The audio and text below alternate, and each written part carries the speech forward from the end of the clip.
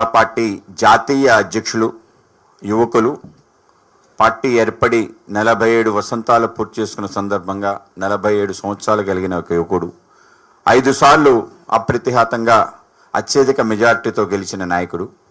అలాగే భారతీయ జనతా యువ మోర్చా జాతీయ ప్రధాన కార్యదర్శిగా అనేక రాష్ట్రాలకి ప్రభారీగా పనిచేసి బీహార్లో భారతీయ జనతా పార్టీ అధికారంలో రావడానికి ముఖ్య కారణమైన వ్యక్తి నితిన్ నవీన్ గారు జాతీయ అధ్యక్షుడిగా బాధ్యతలు స్వీకరించిన తర్వాత మొదటిసారి విశాఖపట్నం వస్తున్నారు.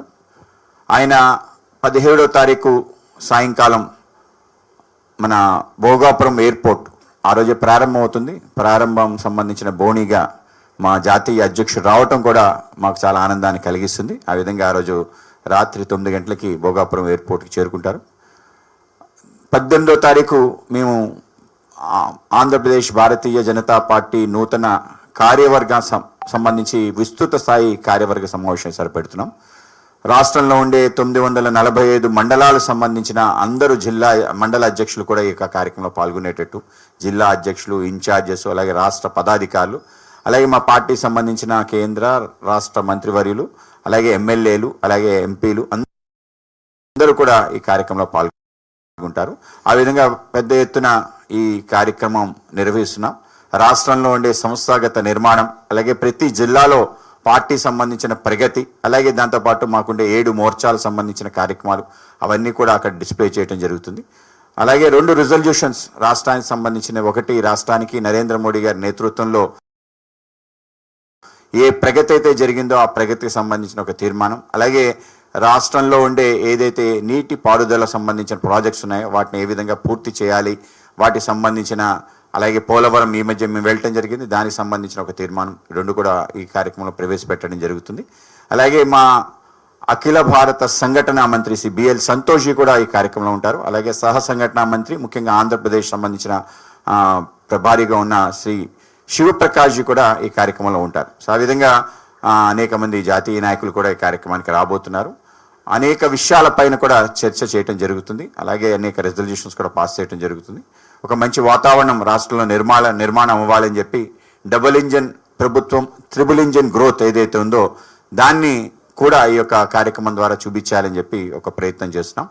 ఆంధ్రప్రదేశ్కి ఒక ప్రత్యేకత ఈ సందర్భంలో వచ్చింది. ఎందుకంటే దేశంలో ఏ రాష్ట్రానికి లేని విధంగా ఆంధ్రప్రదేశ్ ప్రజల మనసులో మోడీ మనసులో ఆంధ్రప్రదేశ్ అనే ఒక నినాదం ఏదైతుందో దానికి సార్థకం చేసే విధంగా దేశవ్యాప్తంగా పెట్టుబడులు ఎన్ని వచ్చాయో దాంట్లో 25% ఆంధ్రప్రదేశ్కి వచ్చాయి. అంటే ఆంధ్రప్రదేశ్ యొక్క ప్రగతికి, అంటే ట్రిపుల్ ఇంజన్ గ్రోత్ అని అంటున్నాం, ఆ విధంగా ఆ గ్రోత్ రావడానికి కారణమైన అనేక అంశాలు కూడా ఆ విధంగా సుమారు 15 లక్షల కోట్ల రూపాయలు పెట్టుబడులు రావటం, ఇవన్నీ ఈ సందర్భంలో ఈ కార్యక్రమం జరగటం. ఈ కార్యక్రమంలో దాంతోపాటు మాకు 19, 20, 21న రాష్ట్రీయ స్వయంసేవక్ సంఘ్, అలాగే మిగతా పరివార క్షేత్రాలకు సంబంధించిన సమావేశాలు కూడా గుడిలో జరుగుతాయి. ఆ విధంగా పెద్ద ఎత్తున మా యొక్క పరివార క్షేత్రాలకు సంబంధించిన అఖిల భారత నాయకులందరూ కూడా విశాఖపట్నానికి రాబోతున్నారు.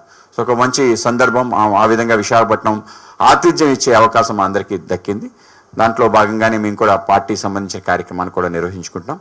రాష్ట్రానికి సంబంధించిన ఏవేవైతే ప్రగతికి సంబంధించిన అంశాలు ఉన్నాయో వాటన్నిటిని కూడా హైలైట్ చేయడం జరుగుతుంది. ముఖ్యంగా మన జీవనాడి, మన పోలవరం మోడీ వరంగా భావిస్తున్న ఆ యొక్క పోలవరం త్వరితగతిన పూర్తయ్యే విధంగా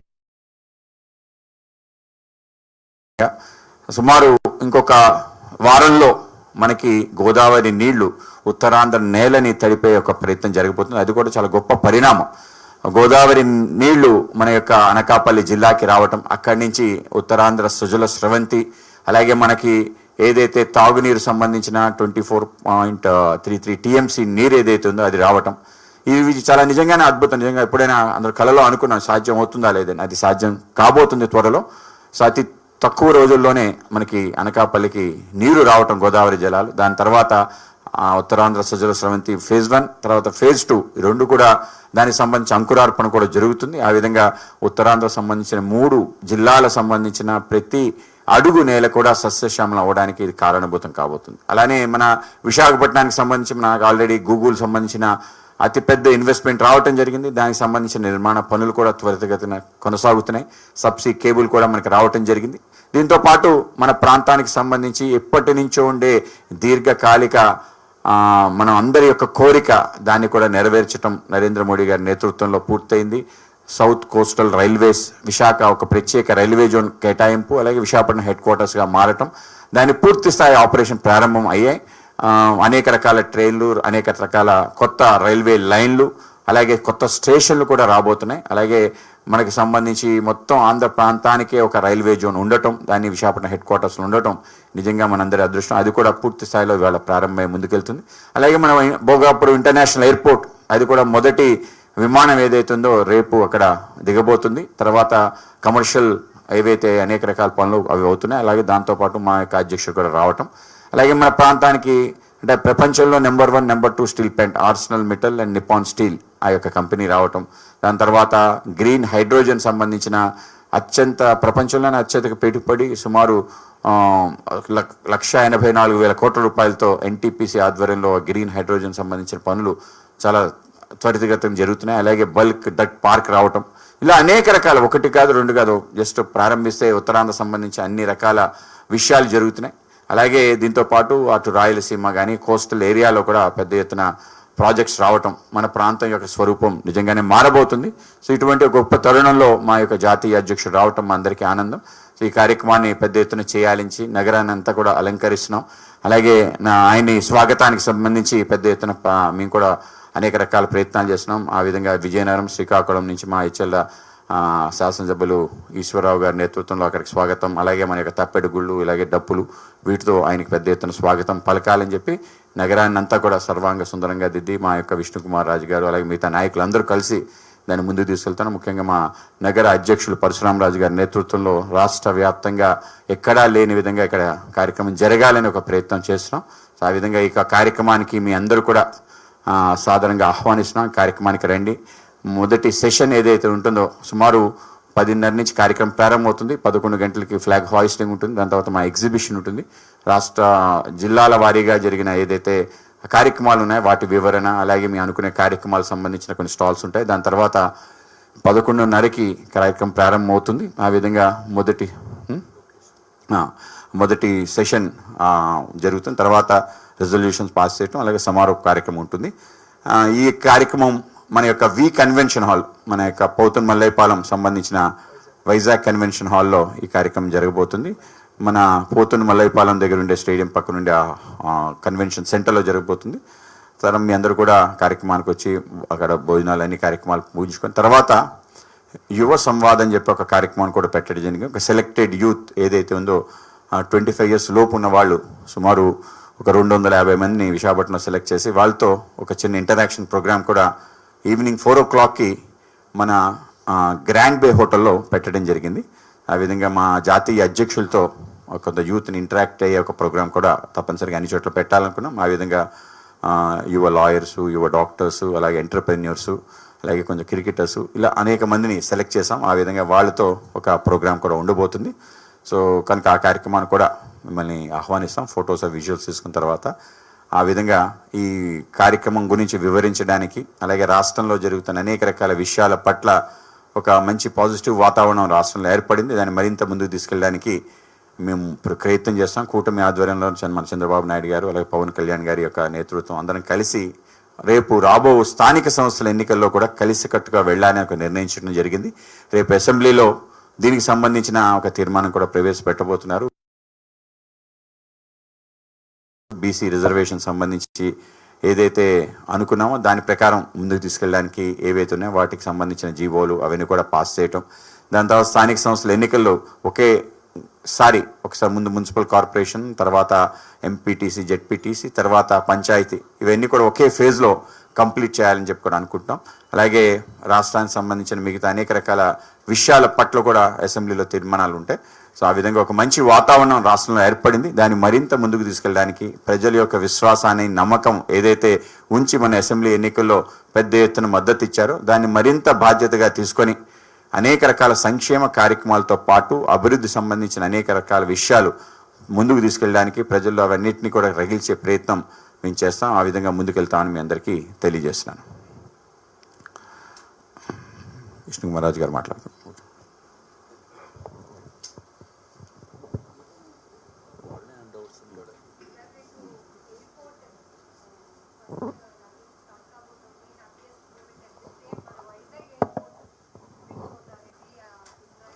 మీలాగే మాకు కూడా కొంత బాధ ఉంది. ఎందుకంటే విశాఖపట్నం ఎయిర్పోర్టు మాకు చిన్నప్పటి నుంచి అక్కడ ఫ్లైట్లు దిగటం చూడటం, ఆ విధంగా అనేక మంది రిసీవ్ చేసుకుని వెళ్ళే మధుర స్మృతులు, ముందుండే చిన్న పెంకుటిల్లు లాంటి ఎయిర్పోర్ట్ అది. సో ఆ విధంగా నాకు చిన్నప్పుడు బాగా గుర్తు. ఇందిరామ గాంధీ గారిని, నీలం సంజీవ్ రెడ్డి గారిని రిసీవ్ చేసుకున్నాను. ఆ విధంగా అనేక రకాల స్మృతులు ఉన్నాయి. దాని తర్వాత రెండో టెర్మినల్ అయింది. తర్వాత చాలా మంచి టెర్మినల్ నిర్మాణం చేస్తాం. సుమారు 5 సంవత్సరాల క్రితం ఆ టెర్మినల్ ఎక్స్పాన్షన్ కూడా చేయటం జరిగింది. సో ఇదంతా ఒక స్మృతులు. విశాఖపట్నం ఎయిర్పోర్ట్ అంటే అందరికీ కూడా విడదీయలేని ఒక అనుబంధం. అయితే మన ప్రాంతం యొక్క ప్రగతికి ఒక ఇంటర్నేషనల్ టెర్మినల్ రావటం, దానికన్నా ముఖ్యం ఇంటర్నేషనల్ కార్గో టెర్మినల్ రావటం. సో కార్గో టెర్మినల్ రావటం ఏదైతుందో మనందరికీ కూడా ఆనందించాల్సిన విషయం. కొంత ప్రారంభంలో కొన్ని ఇబ్బందులు అయితే ఉండటం సహజం. అయితే ప్రభుత్వం పెద్ద ఎత్తున ప్రయత్నం చేసి మూడు ప్రత్యేకమైన రోడ్లు ఇప్పటికే వేశారు. ఒక 5 రోడ్లు వేయబోతున్నారు. దీని తర్వాత ఒక ప్రత్యేకమైన రోడ్, బీచ్ రోడ్డు, అక్కడికి డైరెక్ట్గా ఎయిర్పోర్ట్ కనెక్ట్ చేసే రోడ్డు కూడా మొత్తం ఇప్పటికే సర్వే అయిపోయింది. దాని మీద ఎక్విజిషన్ కూడా జరుగుతుంది. అది కూడా ఒక సంవత్సరంలో పూర్తి చేసే విధంగా ప్రయత్నం జరుగుతుంది.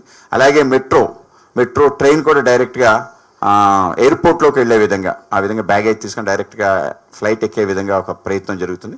కనుక ఒక ఇంటర్నేషనల్ ఎయిర్పోర్ట్ రావటం, ఒక శంషాబాద్ ఎయిర్పోర్ట్ వచ్చిన తర్వాత ఏ విధంగా హైదరాబాద్ యొక్క మొత్తం రూపురేఖలు మారిపోయావు. మొదట్లో అక్కడ కూడా ఇబ్బంది అయింది, చాలా దూరం అని చెప్పి. అయితే వాళ్ళు డెడికేటెడ్ ఏదైతే పివి నరసింహారావు ఫ్లైఓవర్ అది ఏర్పడిన తర్వాత ఫుల్ ఈజీ అయింది. ఆ విధంగానే మన భోగాపురం ఎయిర్పోర్ట్ కూడా ఆ విధంగా ఏదైతే రోడ్స్ అవన్నీ కనెక్టివిటీ పెరుగుతాయో తప్పనిసరిగా మన ప్రాంతం యొక్క మొత్తం రూపురేఖలు మారటాయి. It's a gateway to Uttarandhra 100% development అనేది చెప్పడానికి ఎటువంటి సందేహం లేదు. దాంతోపాటు ఇమిగ్రేషన్ కౌంటర్ ఏదైతే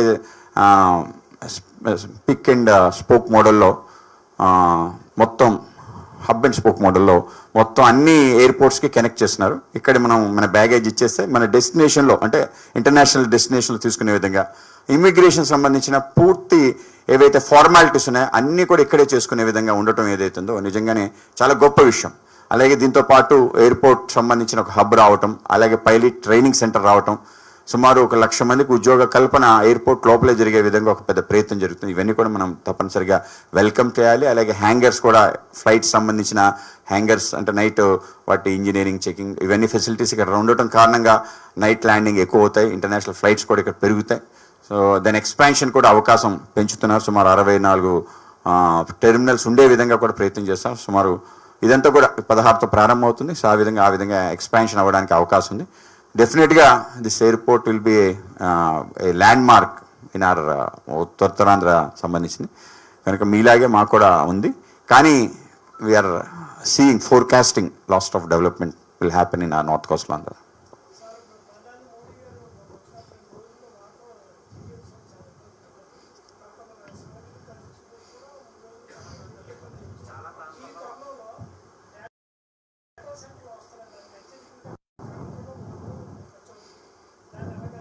అంటే కంపల్సరీ ఏదైతే మన పోలవరం లేనిదే ఈ సాధ్యం కాదు. డేటా సెంటర్ వచ్చేలోపు మనం అనుకున్న 24.33 TMC water industrial and water usage కదేమో ఇరిగేషన్ వాటర్లే. సో 100% దీనికే వాడతాం. వాడిన తర్వాత ఉత్తరాంధ్ర సుజల స్రవంతి కేవలం గోదావరి నీరే కాకుండా క్యాచ్మెంట్ ఏరియాలో ఉండే వాటర్ని కూడా అక్కడ తీసుకోవడం జరుగుతుంది. దాన్ని అప్ స్ట్రీమ్లో పంపించే ప్రయత్నం చేద్దామని చెప్పి అనుకోవడం జరిగింది. మొత్తం ఆ గ్రాండియోస్ ప్లాన్ ఏదైతే మీ అందరికి తెలియజేస్తే తప్పనిసరిగా మీ అందరికీ వెల్కమ్ చేస్తారు. డేటా సెంటర్ సంబంధించిన ఏవైతే హజార్డ్స్ ఉన్నాయో వాటన్నిటిని కూడా తప్పనిసరిగా అన్నీ కూడా కాగ్నిషన్ తీసుకొని దాన్ని ఏ విధంగా పూర్తి చేయాలనే ఆలోచన కూడా చేస్తాం. ప్రారంభం జరిగింది. ఆ ఇబ్బంది మన పర్యావరణానికి, అలాగే మన నీటికి, అలాగే మన కరెంట్కి లేకుండా చూడాల్సిన ప్రయత్నం చేస్తాం. గ్రీన్ ఎనర్జీ క్యారిడార్ నెంబర్ 3 మనకి శాంక్షన్ చేసింది కేంద్ర ప్రభుత్వం. దానికి సుమారు 12,000 కోట్లు ఇచ్చింది. సో మనకి రాయలసీమ నుంచి ఒక డెడికేటెడ్ గ్రీన్ క్యారిడార్ మనకి రాబోతుంది. అక్కడ రెన్యూబుల్ ఎనర్జీ పెద్ద ఎత్తున సోలార్ పార్క్స్ రాబోతున్నాయి. అలాగే పంప్ స్టోరేజ్ ప్లాంట్స్ రాబోతున్నాయి. దాని మొత్తం పవర్ కూడా మనమే యూజ్ చేసుకుంటాం. ఆ విధంగా గ్రిడ్ నుంచి డైరెక్ట్గా విశాఖపట్నం గూగుల్ సెంటర్కి పవర్ రావడం జరుగుతుంది. మన ఎగ్జిస్టింగ్ పవర్ మన సీలేరు ఏదైతే వాడుతున్నామో దాన్ని ఎక్కడ డిస్టర్బ్ కాకుండా సెపరేట్ పవర్ దానికి ఇవ్వాలని ప్రయత్నం జరుగుతుంది. ఆ విధంగా జరుగుతుంది. అలాగే టెక్నాలజీ పెరుగుతుంది. ఫ్యూచర్లో మనం చూద్దాం సముద్రంలో కూడా డేటా సెంటర్ ఉండే విధంగా కూలింగ్ టవర్స్ అక్కడే నిర్మాణం ఏ విధంగా జరగాలని చెప్పి. సో ఆ విధంగా మనం స్టార్ట్ అయితే ముందు స్టెప్ పడింది. సో తర్వాత మిగతావన్నీ కూడా జరుగుతాయని చెప్పి నేను భావిస్తున్నాను. అలాగే మేము రేపు అసెంబ్లీ ప్రారంభం అవుతుంది. అసెంబ్లీ ప్రారంభంలో వీటన్నిటి కూడా డిస్కస్ చేస్తాం. మా విష్ణుకుమార్ రాజు గారితో ఆల్రెడీ మాట్లాడటం జరిగింది.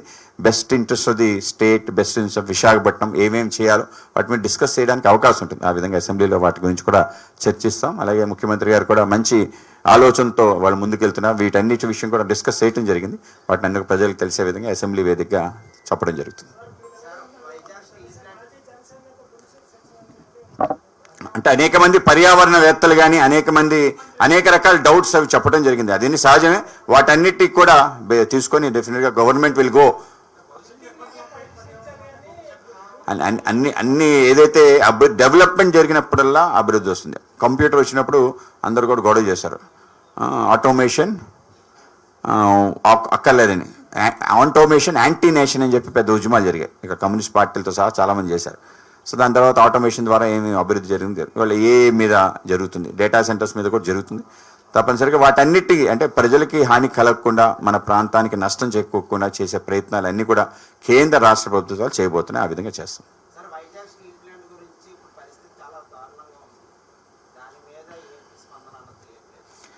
వైజాగ్ స్టీల్ ప్లాంట్ గత 6 నెలలు బట్టి ప్రాఫిట్స్ బుక్ చేయటం మొదలుపెట్టింది. ప్రతి నెల కూడా ప్రాఫిట్స్ వస్తున్నాయి. అయితే మొన్న ప్రమాదం జరిగింది. ఏదైతే మన క్యారింగ్ చేసిన మోల్టన్ మెటల్ యొక్క ఆ యొక్క క్యాస్కెట్ పడిపోయిన తర్వాత సుమారు 10 మంది మరణించడం ఏదైతే చాలా దురదృష్టకర పరిణామం. దాని తర్వాత కూడా ఈ మోల్టన్ మెటల్ లీక్స్ అనేవి ఇవన్నీ ఉన్నాయి. వీటిని వెంటనే అరెస్ట్ చేయాలి. కోకోవెన్ సంబంధించిన రిపేర్స్ 100% టేకప్ చేయడం జరిగింది.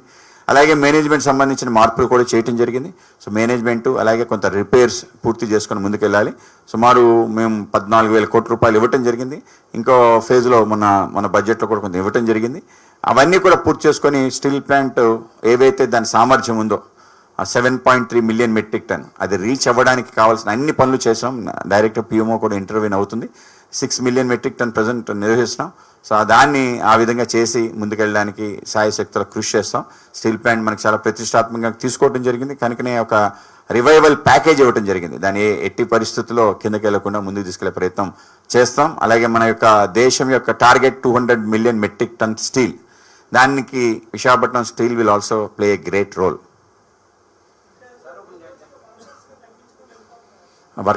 వర్కర్స్ విషయం ఏంటంటే అది విఆర్ఎస్ ముందు నుంచి ఉంది తీసుకొని మనకి ఎక్కువ కాంట్రాక్ట్ ల్యాబ్ అని పెట్టేసుకోవటం వల్లే ప్రమాదం ఉందని ఇప్పుడు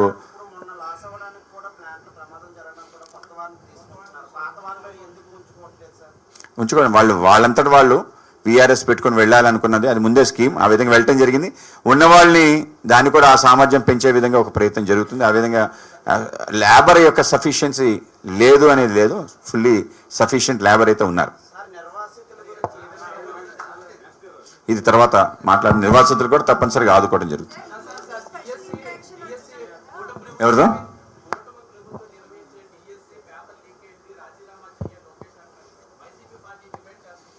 ఇప్పటికే వైసీపీకి ఎక్కడెక్కడ టీచర్స్ రిక్రూట్ అయ్యారో వాళ్ళందరూ కూడా ఉద్యమం చేస్తున్నారు. మా యొక్క భవిష్యత్తు మీరు గంగపాలు చేస్తారని చెప్పి అడుగుతున్నారు. దానికి సమాధానం చెప్పడం లేదు. ఏదో ప్రభుత్వంపై బురద జల్లే ప్రయత్నం అయితే జరుగుతుంది. డిఎస్సి సంబంధించిన ఎవరిపైన ఆరోపణ చేశారో ఇతను వాళ్ళ పేర్లు వాళ్ళకి ఏ విధంగా వచ్చింది అని చెప్పి పూర్తి స్థాయి మనకి ప్రిన్సిపల్ కమిషనర్ ఎడ్యుకేషన్ చెప్పడం జరిగింది. ఆ విధంగా డిఎస్సి నిర్వహణ చేసిన వాళ్ళందరూ కూడా వివరించడం జరిగింది. ఇవన్నీ జరిగిన తర్వాత ఏవైతే ఆరోపణలు చేస్తారో వాటిని ప్రూవ్ చేయడం జరిగింది. సో స్పోర్ట్స్ కోటా ఏదైతుందో దాంట్లో నెంబర్ ఎవరెవరికి వచ్చింది అనే వాళ్ళు ఎగ్జాంపుల్స్ ఏవి చెప్పారు, సాక్షి పేపర్లో వచ్చాయో వాటన్నిటిని కూడా వాళ్ళు ఆ విధంగా చెప్పడం జరిగింది. ఇది జరిగిన తర్వాత కూడా ఇప్పటికీ డిఎస్సి అంటం వల్ల అది వాళ్ళకి అది బూమరాంగ్ అవుతుంది. ఇప్పటికే తెలిసింది వాళ్ళకి. కనుక మిగతా విషయాల పట్ల ఆలోచన చేస్తే బాగుంటుంది. అనవసరమైన విషయాల పట్ల ముందుకెళ్లకుండా ఉంటే బాగుంటుంది.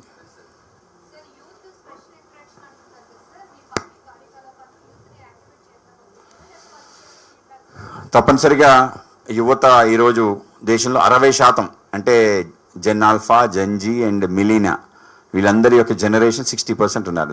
ప్రపంచంలోనే అత్యధిక ఈ జనాభా కలిగింది మన దేశం. కనుక వాళ్ళ ఇష్యూస్ అన్ని అడ్రస్ చేయటం, సో ఈ మధ్య తాజాగా జరిగిన అనేక పరిణామాల నేపథ్యంలో కూడా అనేక రకాల విషయాలు ఉన్నాయి. వీటిపైన కూడా మాట్లాడటం ఎక్కడ భయపడాల్సిన అవసరం లేదు. బీజేపీ ప్రశ్నించడాన్ని ఎప్పుడు కూడా భయపడదు. ప్రశ్నలు విమర్శలు ఎప్పుడు కూడా తట్టుకునే పార్టీ ఈ స్థాయికి రావటం జరిగింది. నరేంద్ర మోడీ గారే దానికి పెద్ద ఉదాహరణ. సో కనుక యువత సంబంధించిన ఆశయాలు, వాళ్ళ ఆస్పిరేషన్స్ ఏవైతున్నాయో వాటిని అడ్రస్ చేయడం కోసమే ఇవాళ నిన్న ఎర్రకోటలో నరేంద్ర మోడీ గారు ప్రకటించిన అనేక రకాల అద్భుత విశేషాలు ఏవైతున్నాయో వాటిని కూడా ప్రజలు తెలియజేయడానికి ఇది ఉపయోగపడుతుంది. దీన్ని తప్పనిసరిగా మనందరం ఖండించాలి.